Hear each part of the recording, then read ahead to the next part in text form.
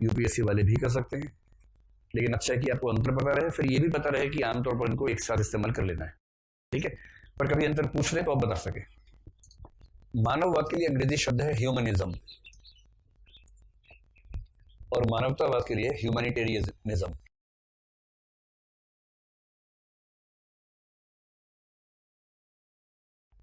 Humanism और humanitarianism सुनने में एक जैसे लगते हैं और कुछ लोग मानते हैं कि एक ही बात है, लेकिन इन माइन्यूट अंतर है थोड़ा सा। मानववाद का संबंध जिस विचारधारा से है, उस विचारधारा के सबसे प्रमुख व्यक्तियों में एक है कार्ल मार्क्स। भारत की बात करें तो इस विचारधारा के सबसे बड़े समर्थक थे एम एन रॉय। एम एन रॉय का पूरा नाम क्या था? मानवेंद्र नाथ रॉय, ठीक। एम एन रॉय की विचारधारा का नाम ही है रेडिकल ह्यूमनिज्म या उत्कट व्यक्तिवाद, उत्कट मानववाद, सॉरी। व्यक्तिवाद अलग होता है, वो इंडिविजुअलिज्म होता है, ये मानववाद है। रेडिकल ह्यूमनिज्म यानी कि उत्कट मानववाद, ये एम एन रॉय की विचारधारा का नाम ही है, उनकी पुस्तक भी इसी नाम से है। ह्यूमैनिटेरियनिज्म के समर्थकों में सबसे महत्वपूर्ण नाम आधुनिक काल में देखना हो तो महात्मा गांधी का आता है। गा के ऊपर चंद्रमा लगा दूं या बिंदी लगा दूं या दोनों लगा दूं? बिंदी, गांधी जी। और चाहें तो विवेकानंद का नाम भी लिख लीजिए, और पीछे जाएं तो महात्मा बुद्ध का नाम लिख लीजिए, महावीर का नाम लिख लीजिए, ठीक है। ये सब लोग मानवतावादी हैं। अब यदि कोई आपसे पूछे कि क्या अंतर क्या है इन दोनों में, देखिए मानववाद में सबसे पहली बात है कि मानव होता है केंद्र में, कि पूरे सृष्टि के केंद्र में मानव को रख के हम देखेंगे, और इसलिए मानव को निरपेक्ष रूप से महत्व मिलेगा, शेष प्राणियों को महत्व नहीं मिलेगा। शेष प्राणी साधन के रूप में ही स्वीकार होंगे, उससे ज्यादा उनका महत्व नहीं होगा। इसलिए आप देखेंगे बहुत रोचक सी स्थिति है।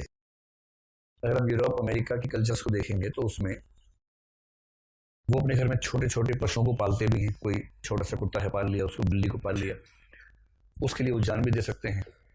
वो अपने छोटे छोटे कुत्तों के साथ इमोशनल होने के मामले में कई रिकॉर्ड सेट कर देंगे। आपको बड़ा आश्चर्य होता होगा वीडियो देखते उनका। और उसी कल्चर में नॉन वेजिटेरियनिज्म को लगभग निरपवाद रूप में अपनाया भी जाता है। तो ये बहुत इंटरेस्टिंग बात है कि कुछ पशुओं को लेकर, जैसे कुत्तों को लेकर जो पालतू टाइप के हैं, उनके प्रति अगर जरा से भी हिंसा हो जाए तो वहां आंदोलन शुरू हो जाता है। और मुर्गों को, बकरों को, गायों को, भैंसों को जिस क्रूरता के साथ उनकी मशीनें, अब तो बड़ा मशीन वाला सिस्टम है। अगर आपने ऐसे वीडियोस देखे हों कि छोटे से चूजे जो अंडे से निकले हैं अभी लाखों की संख्या में वो उस फार्म में है, और चलती हुई मशीनों पर सबको उठा के फेंका जा रहा है, ऐसे ऐसे करके मुट्ठी भरी में उठा के फेंका। वो इतने छोटे हैं कि उन्हें कुछ समझ नहीं आ रहा कि दुनिया कहाँ है हम। जैसी मशीन पे गए, वो असेंबली लाइन है, चलते जा रहे हैं।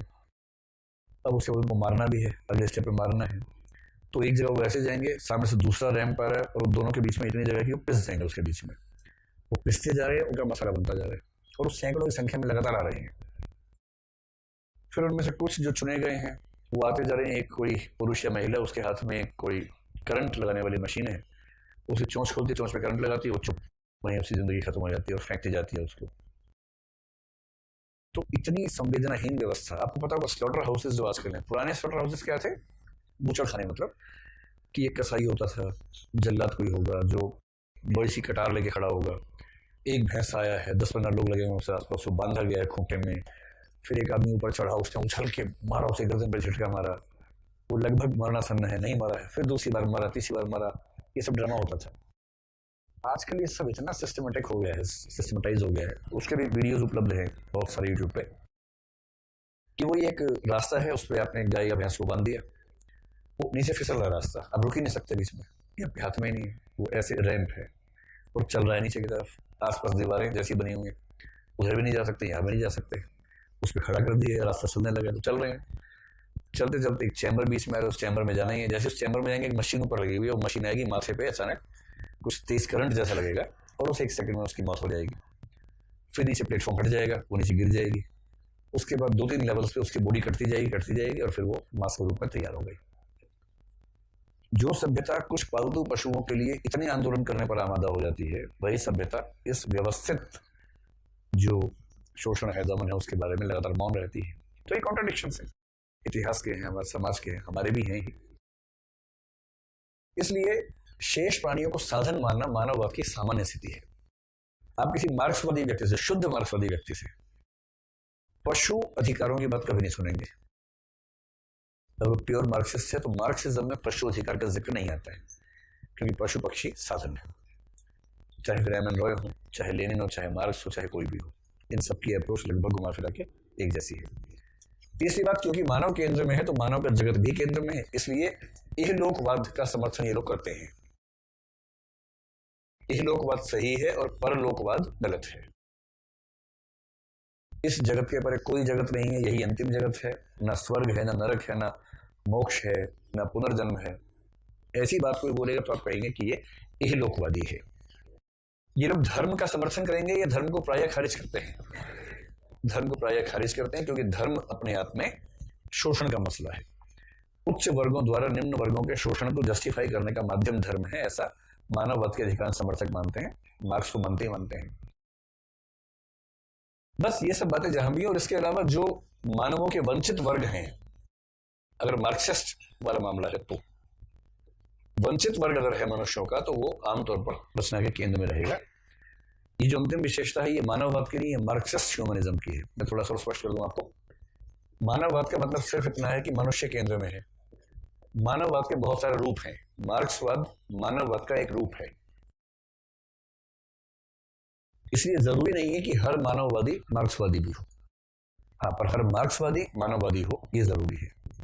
जैसे सिगमंड फ्रॉइड है, फ्रॉइड भी मानववादी है, पर फ्रॉइड मार्क्सवादी नहीं है। तो जब फ्रॉइड बात करेगा तो शायद वंचित वर्ग को केंद्र में नहीं रखेगा, क्योंकि उसकी अप्रोच में सब चीजें नहीं आती हैं।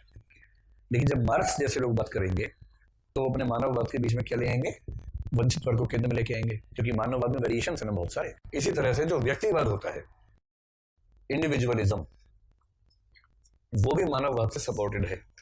जैसे आप जेएस मिल की बात करें, जेएस मिल व्यक्तिवादी आदमी है, मानववादी भी है, पर क्योंकि जेएस मिल व्यक्तिवादी हैं तो ज्यादा संभावना है कि उनको वंचित वर्ग को लेकर उतनी चिंता नहीं होगी जितनी चिंता मार्क्सवादियों को है। मैंने अब तक जो बताया मैं उसका फिर से सार प्रस्तुत कर रहा हूँ, आप बताएं समझ में आ रहा नहीं आ रहा। मानवतावाद को भी दिमाग से निकाल दीजिए, सिर्फ मानववाद की बात करते हैं, ठीक है। मानववाद वो विचारधारा है जो मानव और मानव के जगत को केंद्र में रखती है, इसलिए मानव के अलावा बाकी प्राणियों को महत्व नहीं देती है और मानव के लोक के अलावा किसी अन्य लोक को स्वीकार नहीं करती है। तो मानव और इहलोक केंद्र में है, अन्य प्राणी गौण है और लोक निरर्थक है, एग्जिस्ट नहीं करता है। धर्म जैसी संरचनाएं क्योंकि उनका संबंध परलोक के साथ है, धर्म को ही खारिज कर देते हैं। और अंतिम बात क्या है कि अगर मार्क्सवादी व्यक्ति है, क्योंकि मानववादी भिन्न भिन्न प्रकार के होते हैं, लेकिन कोई मार्क्सिस्ट ह्यूमनिस्ट अगर है, मार्क्सवादी मानववादी है, तो स्वाभाविक तौर पर वो वंचित वर्गों की समस्याओं को केंद्र में रखेगा, क्योंकि मार्क्सवाद ये भी मानता है कि दुनिया में शोषण है, दमन है, उसका प्रतिकार होना चाहिए, विद्रोह होना चाहिए, क्रांति होनी चाहिए। ये मार्क्सवादियों की अपनी एक्स्ट्रा इसमें धारणा शामिल है। यहाँ तक बात स्पष्ट है आप लोगों को? अगर ये सारी बातें किसी उपन्यास में है तो उसको हम कहेंगे मानववादी उपन्यास है। और मानव कितना केंद्र में है, अभी आपको मैं इसकी भूमिका पढ़ के कुछ लाइनें सुनाता हूँ, फिर आप देखिए।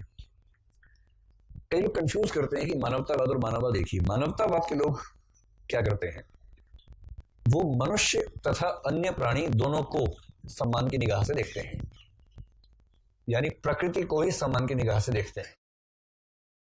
इसलिए आप महात्मा गांधी पर ध्यान देंगे तो महात्मा गांधी को एक भी कीड़े मकोड़े की हत्या भी स्वीकार नहीं है, कि सभी का अपना अस्तित्व है, अपना महत्व है, हम क्यों किसी को मारेंगे भाई। वो अहिंसा का प्रतिपादन इसीलिए करते हैं कि मनुष्य के अलावा अन्य प्राणियों को अनावश्यक रूप से मरना ना पड़े। तो महात्मा गांधी शाकाहार के समर्थक सामान्य रूप से हैं, क्योंकि उनको पता है कि मांसाहार करने में कई प्राणियों की हत्या हो जाती है। दूसरी बात ये बताइए कि महात्मा गांधी इहलोकवादी हैं या परलोक को भी मानते हैं? परलोक को भी मानते हैं। तो उन्हें परलोक में भी आस्था है, इहलोक में भी आस्था है, दोनों को मानते हैं। तो मानवतावादी वो है जो मानव तथा एक एक प्राणी की चिंता करता है। कोई चींटी भी अगर दुखी है तो उसके बारे में भी वो उतना ही सोच लेगा जितना वो मनुष्य के बारे में सोचेगा। आप में से अधिकांश लोग मानवतावादी परंपरा में आते होंगे। जैसे ये बताइए कि अगर आपके सामने आपकी किताब पर कोई चींटी बैठी है और चींटी बड़ी उलट गई है गलती से, पीठ के बल है और तड़प रही सीधी होने के लिए, कभी ऐसा देखा होगा दृश्य आपने? चींटी है या मक्खी है या कुछ और मच्छर है मान लीजिए ऐसा है, तो 3-4 ऑप्शन में से आप क्या चूज करते हैं उस समय? एक, कोई पेन उठाया और ऐसे कट उसको मार दिया और फिर देखा कि खून कितना था इसके अंदर, मसाला कितना बना। एक तो ये हो सकता है। दूसरा ये हो सकता है कि आपने फ़ोन निकाला, वीडियो बनाने लगे, देखो इतना मज़ा आ रहा है, जूम करके और जोर लगा सिमरन, और जोर लगा, और आप ऐसा खेल खेल रहे हैं, रिकॉर्डिंग कर रहे हैं, दोस्तों को भेजेंगे, देखो आज मैंने क्या शूट किया है। तीसरा ये है कि आप उसे फूंक मारें हल्का हल्का कि या तो सीधी हो जाए या उड़ के चली जाए, मेरे सामने ना बैठे, कम से कम तनाव दे रही है मेरे सामने बैठ के। और चौथा है कि आप उसको अपने हाथ से सीधा कर दें, इस खतरे के बावजूद कि शायद वो आपको ही काटेगी बाद में, इस खतरे के बावजूद आप उसको अपने हाथ से या कागज से सीधा कर दें। तो आप में से अच्छा एक ऑप्शन और भी है, आप उसको उठाएं और खा लें, एक ये ऑप्शन भी है। हाँ, किसी को पसंद हो सकता है चींटी का टेस्ट, क्या दिक्कत है। एक फिल्म आई थी न्यूटन, आपने देखी है? देखी होगी आप लोगों ने, है ना। न्यूटन कौन था? हाँ, राजकुमार राव था ना। तो न्यूटन फिल्म आई थी कुछ दिन पहले, उसमें छत्तीसगढ़ के जंगलों की कहानी है, बहुत अच्छी फिल्म है, उसको देखना चाहिए, सबको देखना चाहिए। तो उससे आपको नक्सलवाद को ठीक से समझने का मौका मिलेगा उस फिल्म को देखकर। तो उसमें एक प्रसंग है कि चिंडियों की चटनी वो नायिका जो है खाती भी बनाती भी है। तो चिंडियों की चटनी उस नायिका की कल्चर का सामान्य हिस्सा है। और चिंटियाँ भी कौन सी? लाल वाली, जिनको देख के लगता है कि वो जंगली चिंटियाँ हैं, उनकी चटनी उनके लिए बहुत टेस्टी बनती है। आपने कभी खाई नहीं? घबराइए मत, मतलब अभी हम खिला नहीं रहे यहाँ पर आपको, लेकिन ऐसी बात आती है। तो खैर उन सबको छोड़िए ना, आप इनमें से कौन सा विकल्प चुनेंगे? खा लेंगे, फूंक मार देंगे, उसको सीधा कर देंगे, वीडियो बनाएंगे, या फुल स्टॉप लगाएंगे उसके ऊपर? मार देंगे, फूंक मार देंगे या मार देंगे? तो आप में से कितने लोग उसको मार देंगे जान से कि बहुत परेशान कर रही है? हाँ नहीं, और भी बहुत लोग हैं, करीब 7-8 लोग हैं। कितने लोग खाना पसंद करेंगे? नहीं, क्योंकि चिंटी में स्वाद नहीं है, है ना।